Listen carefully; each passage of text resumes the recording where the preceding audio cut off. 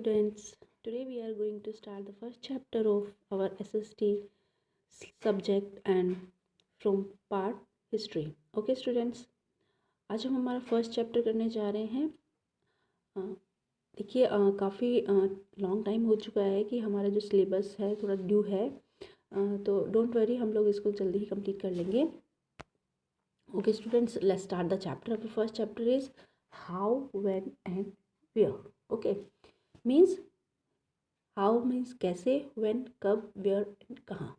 ठीक है, तो ये सब जो क्वेश्चंस होते हैं वो किस में होते हैं, ये जो कि कब, कहाँ, कैसे, क्या हुआ, ये सब जब हम क्वेश्चंस आस्क करते हैं, हमारे मन में आते हैं ये क्वेश्चंस, तो इसका मतलब क्या होता है कि पीछे जो काम हो चुका है वो ये सब कैसे हुआ। ठीक है, पास्ट के बारे में हमें जानना होता है, तो पास्ट के बारे में जानना इसे हम क्या कहते हैं, हिस्ट्री की स्टडी करना। ठीक है, पास्ट क्या होता है हमारा, हिस्ट्री। तो हिस्ट्री के बारे में, पास्ट के बारे में जब स्टडी करते हैं उसे हम क्या कहते हैं, हिस्ट्री कहते हैं। हिस्ट्री जो है इसका बहुत ज़्यादा इम्पॉर्टेंट है, जो हमारी एसएसटी बुक है इसका बहुत इम्पॉर्टेंट पार्ट है हिस्ट्री जो सब्जेक्ट है।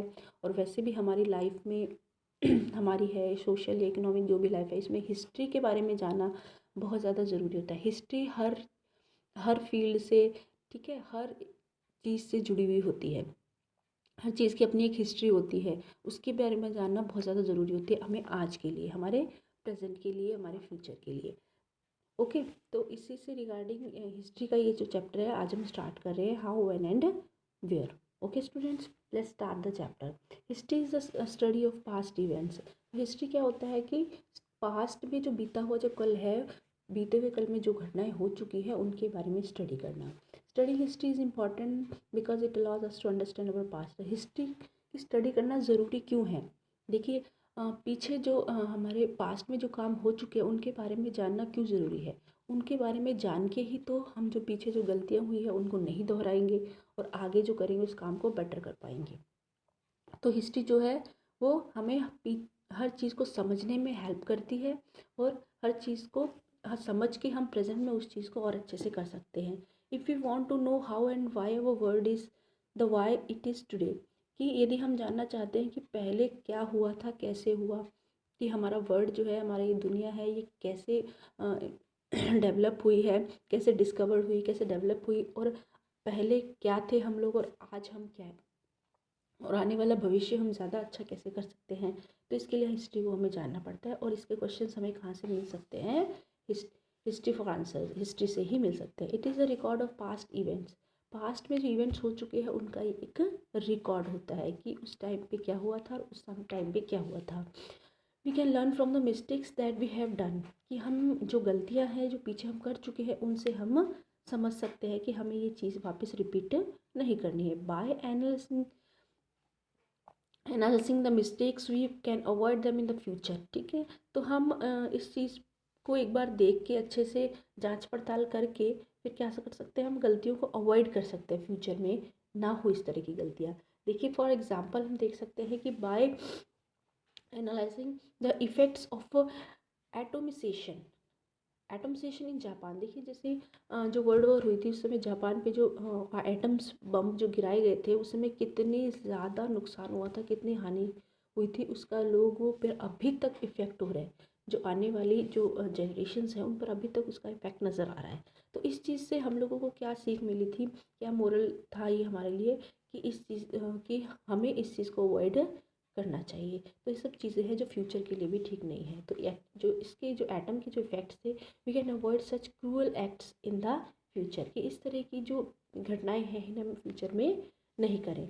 If we have the basic knowledge about the invention and discoveries made in the past, कि यदि हमें देखो बेसिक पास्ट में जो इन्वेंशंस हुए हैं, आविष्कार हुए हैं, डिस्कवरीज हुई है, उनकी बेसिक नॉलेज है, it will be easy for us to develop things then to start from the initial stage, कि हमें पीछे जो इन्वेंशन आविष्कार है, डिस्कवरीज जो हो चुकी है, इनकी बेसिक नॉलेज तो है, लेकिन पूरी इनके बारे में इंफॉर्मेशन हम पीछे से देख सकते हैं, पास्ट में जो काम हो चुका है उससे देखने के बाद में ईज़िली हम इन चीज़ों को और डेवलप कर सकते हैं और इनिशियल स्टेज मतलब स्टार्टिंग की स्टेज से वापस इसको स्टार्ट कर सकते हैं। जैसे कि we are now travelling in the metros and bullet trains. आजकल हम देखिए पहले जो एक स्टीम जो इंजन होते थे, लेकिन अब धीरे धीरे मेट्रोज बुलेट ट्रेन्स हो गई है। तो these are development versions of train. ठीक है, तो ये किसके वर्जन है? ट्रेन के ही तो वर्जन है।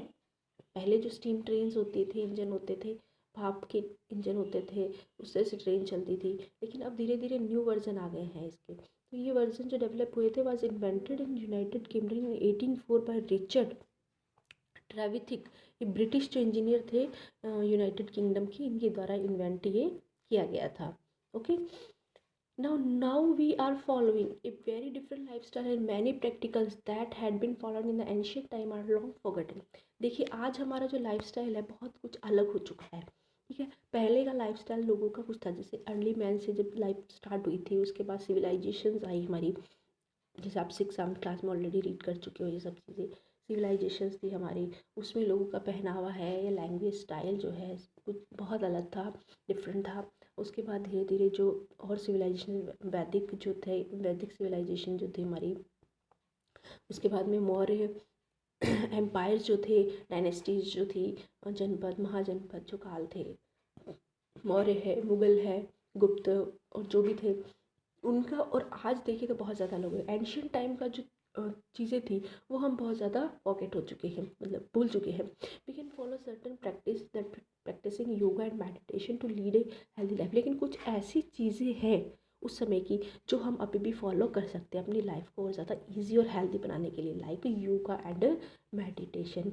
योगा और मेडिटेशन तो देखिए अभी भी अब लोग धीरे धीरे बहुत ज़्यादा फॉलो करने लगे, क्योंकि ये सब चीज़ों का लोगों को समझ में आ गया कि ये हमारे लिए कितनी ज़्यादा हेल्पफुल और हेल्दी। आज की जो ह्यूमन की जो बिजी लाइफ है, जो टेंशन से भरी हुई लाइफ है, उससे रिलीफ पाने के लिए तो सबसे ज़्यादा ज़रूरी योगा और मेडिटेशन है।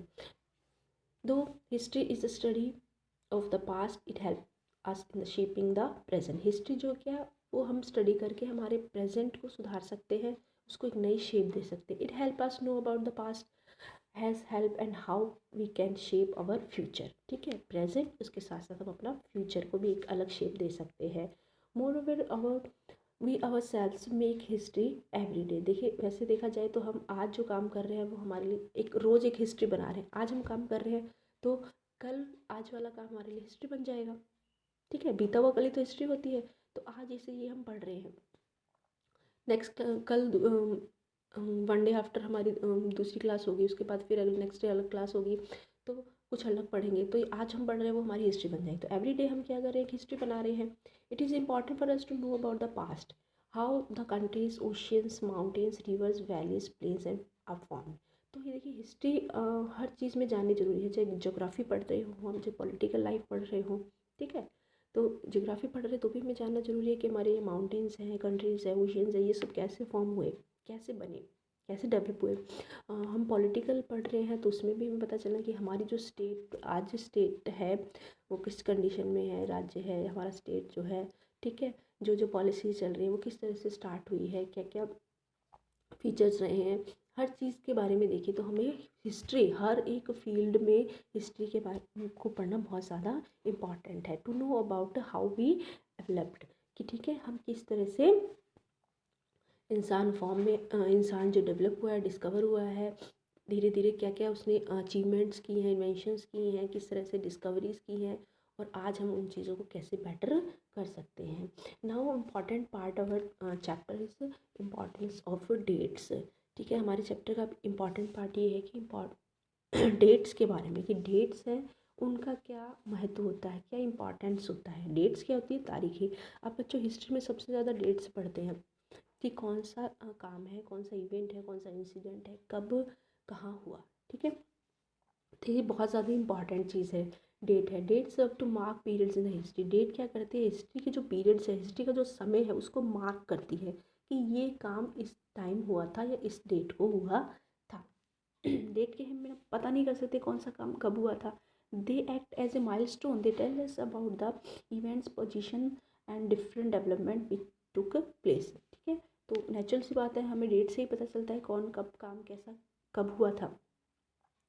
Dates tell us year and the time period in which a king ruled particular kingdom, or the time when he become and become king and fought the particular battle. ठीक है, देखिए पर्टिकुलर डेट से हमें पता चलता है कि जो एक कोई भी एक राजा है उसने किस टाइम पे अपने किंगडम में जो रूल किया है, और किस टाइम उसने कौन सी लड़ाई बैटल लड़ी थी, कब वो थ्रोन पे सेट हुआ था, मतलब गद्दी पे कब बैठा है, कब उसने कौन सी बैटल फाइट की थी। ठीक है, ये सब हमें, और कब से कब तक उसका समय था, कब उसकी बॉर्न हुआ, कब उसकी डेथ हो गई, फिर नेक्स्ट जो किंग था वो कब थ्रोन पे सेट हुआ, इस सब के बारे में हम डेट से ही पता चलता है। They also act as a landmark due to their long term period. एक लैंडमार्क होता है कि उनके पीरियड का, कि कितने लंबे समय तक उन्होंने क्या किया, रूल किया। We know British rule India for a long time period. हमें पता है कि इंडिया में भी जो अंग्रेज जो थे, ब्रिटिश थे, उन्होंने बहुत टाइम तक रूल किया था। ठीक है, ये टाइम, ये सब चीज़ें हमें डेट से ही तो पता चलती है कि इतने से इतने समय तक अंग्रेज़ों ने शासन किया था हमारे ऊपर, फिर हमें फ्रीडम मिली थी। वी कैन मार्क कॉलोनियल जो पीरियड है।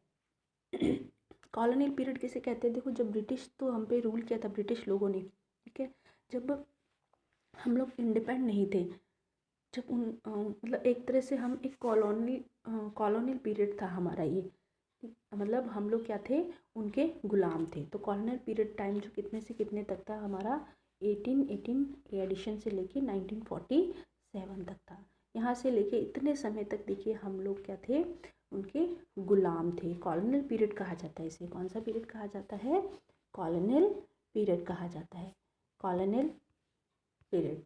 ठीक है, ये कहाँ से कहाँ तक था, 1880 एडी से 1947 तक था। ठीक है, इस टाइम के बारे में, इसमें जो इतना ये जो टाइम है, इसके अंदर जो जो अलग अलग इवेंट्स हुई हैं, ठीक है, जो भी मूवमेंट्स हुई हैं फ्रीडम के लिए, इन सब की आगे डिटेल है जो हम नेक्स्ट वीडियो में इसको डिटेल से पढ़ेंगे। ओके स्टूडेंट्स, आई होप आपको अच्छे समझ में आ गया होगा आप लोगों को, और आप वापस से तो अपनी स्टडी को रीस्टार्ट कर लीजिए और पढ़ना स्टार्ट कर दीजिए अच्छे से। और जो भी नोट्स आपको नोट्स हैं या क्वेश्चन आंसर मैं सेंड करूँगी, वो आप अपनी नोटबुक में नोट डाउन करने हैं, और वीडियोस आपको ज़रूर देखने हैं। ओके स्टूडेंट्स, ठीक है, जो बाकी का पार्ट है वो नेक्स्ट वीडियो में करेंगे। Okay, thank you.